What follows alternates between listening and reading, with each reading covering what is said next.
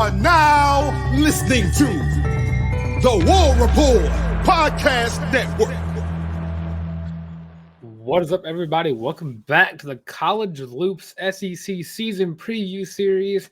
I am Dylan Larck, IUBoyTank on Twitter, here to talk to you today about the Georgia Bulldogs, a team that I will not be wearing the hat of. I have worn an Arkansas hat. I've worn my Auburn hats. I have worn my Florida hat that I own, but I am not wearing a Georgia hat.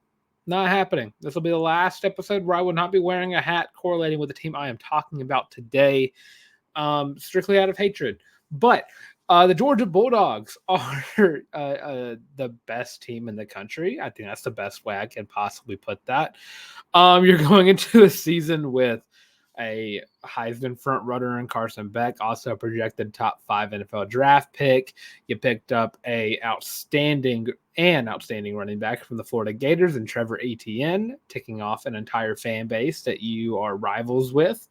You have one of the best wide receiver cores in the country, thanks to the help of Dominic Lovett and a few other guys that have picked up around the place. You lost Brock Bowers last year, but Oscar Delp has the opportunity to be, I don't know if I think he has more talent in the sense of he's faster. I think he's more athletic. There's the better one. He's not more talented. He's more athletic than Brock Bowers was. But I don't think they're really going to skip a beat this year with the change of tight end. I think Oscar Delp has all the tools to be just as good as Brock Bowers was for the Bulldogs, or at the very least, just as productive as he was. This offensive line is really good. Yeah, this is Kirby Smart offensive line is always going to be good. They're all going to be massive. They're all going to be stronger than your defensive line. They're all going to be faster than your defensive line. It's crazy to me how good Kirby Smart has created Georgia. It is baffling to me, and especially it also annoys me a lot as an Auburn fan. Annoys the crap out of me. Defensively, I mean, it's the Kirby Smart defense. You got Michael Williams. You have Nazir Stackhouse. On your defensive front, two guys who are potential award winners, Warren Brunson, Chaz Chambliss, two guys, again, really good, senior laden defensive line, all veterans. Going to the backfield, I mean, you got a couple of new linebackers, but Smell Munden Sr. is still back there as a linebacker. I mean, it's crazy to me just how good this defense is going to be. And then, of course, Malachi Starks is going to be your star of the defense at the safety position. Came in as a true freshman 2 years ago, balled out, going now into his junior year, and has been good ever since he stepped on the field at Sanford Stadium.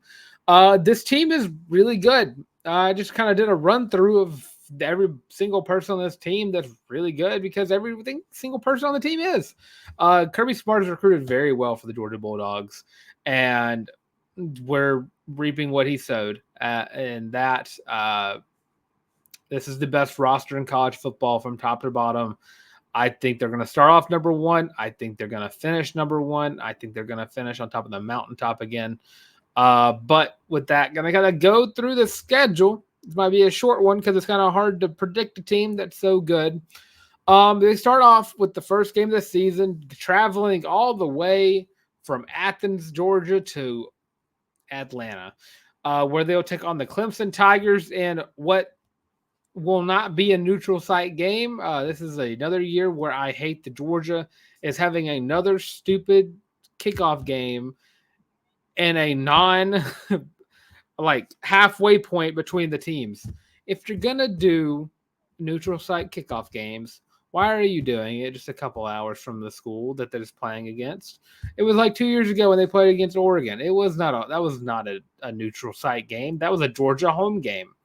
And it looked like it too. I'm not going to get started with the score of that game. It annoys me to this day that game actually happened.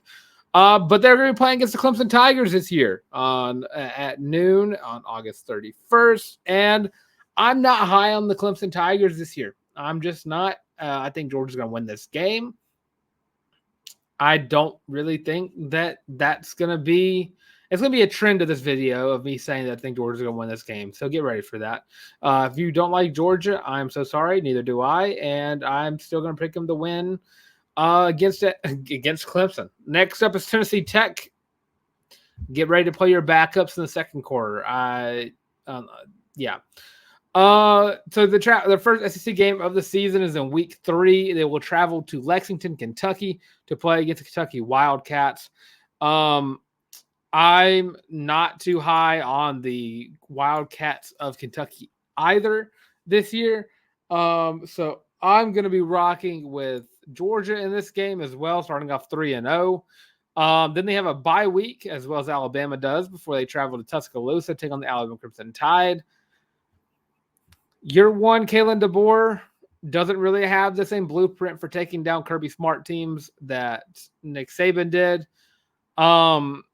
So I'm going to give this one to Georgia as well. Then they have another game against the Alabama team. They'll be taking on Auburn in Sanford Stadium. And in case you're unaware, Auburn has not beaten the Georgia Bulldogs in Sanford Stadium since 2005. And I don't see that trend stopping this year. So Georgia will be starting off 5-0 going into the Mississippi State game, which not even going to give that one any light. That's going to be a win for the Georgia Bulldogs. And then you get a championship implication game as they travel to Austin, Texas to take on the Texas Longhorns. And what might be the game of the year. And if it's not preached about that, this could be a top 3 game in week 3, 4, 5, 6, 7, 8. Week 8 could be a game of the century caliber game because you're looking at a potential top 3 matchup.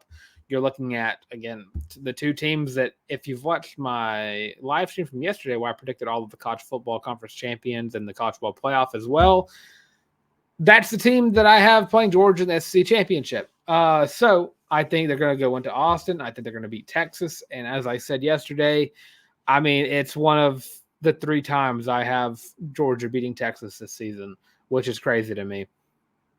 And then you get a bye week for Florida. Florida also gets a bye week. So both bye weeks for Florida or both bye weeks for Georgia are followed by are going against teams that also have the bye week the same week. I'm not high on Florida. If you watched yesterday's episode, I think Georgia's going to win this game pretty heavily.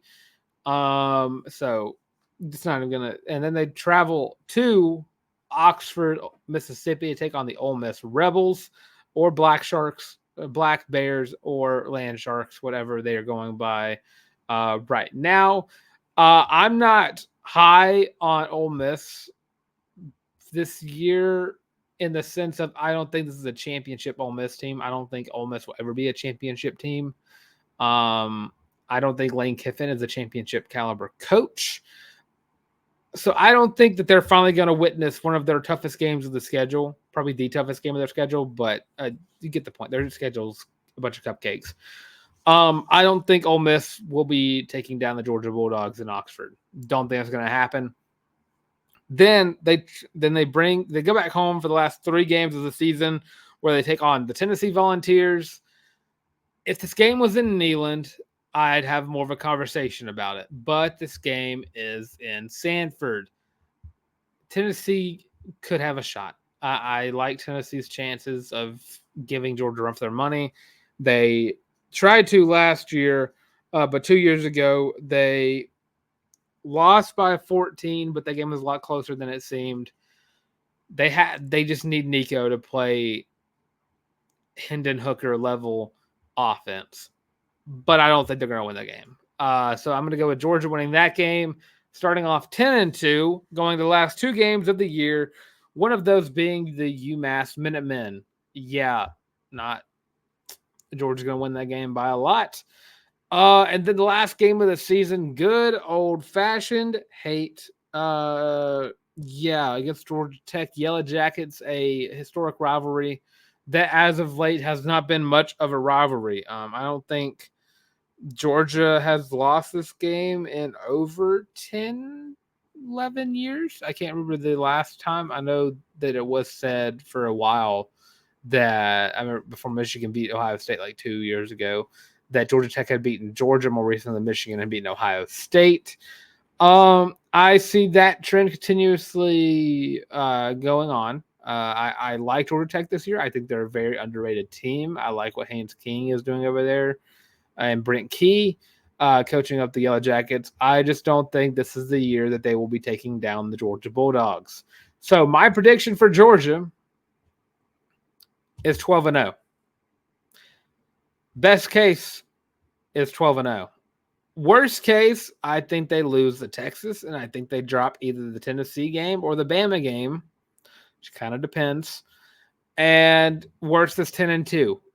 That's my record prediction for the Georgia Bulldogs. Choosing my MVPs of the year, offensive MVP, I'm going with Carson Beck. I think he's going to have a pretty good year. He had a great year last year. He still has a very talented roster through and through.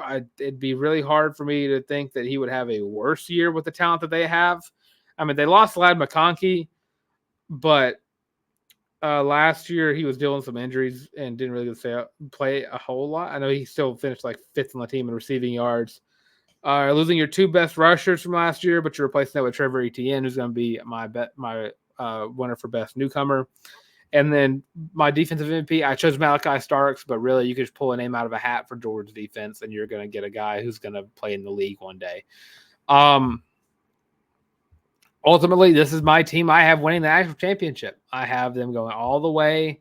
What is it now? It's 12-0, 13-0 if you win the conference championship, 14-0 when you win your playoff game, and I guess in the second round. 15-0 playing in the semifinal, and 6. I had them going 16-0 practically. Yeah.